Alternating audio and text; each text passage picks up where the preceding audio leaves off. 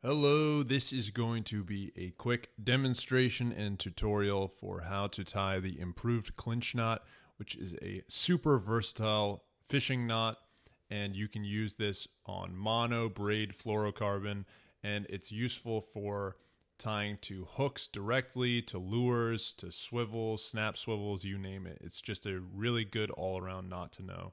So first, you're going to thread your line through the eye of the hook or the lure or whatever you're tying to, and make sure the tag end is about 6 to 8 inches long. Then you're going to start wrapping the tag end around the main line, twisting it around, and you're going to do anywhere between 5 and 8 wraps, I'd say. With thicker diameter line or monofilament, I typically do fewer wraps, anywhere between 5 and 6, and with braid I typically go up to 7 or 8 wraps.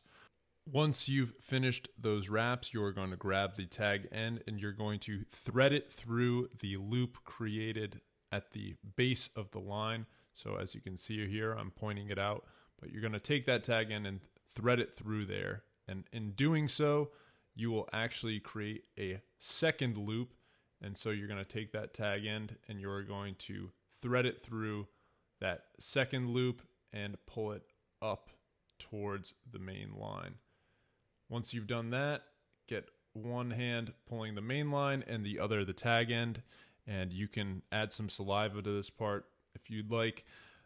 But basically you want to pull the two simultaneously so that the wraps clinch up nicely. I guess that's where it gets its name. And that it tightens properly, and it should look like this coiled knot as you can see here. Make sure to tighten it nice and snug, give it a couple of test tugs, and finally trim off the tag end. Make sure to leave a little bit though so that the knot doesn't come undone. And there you have it. That's the improved clinch knot. And that's pretty much it.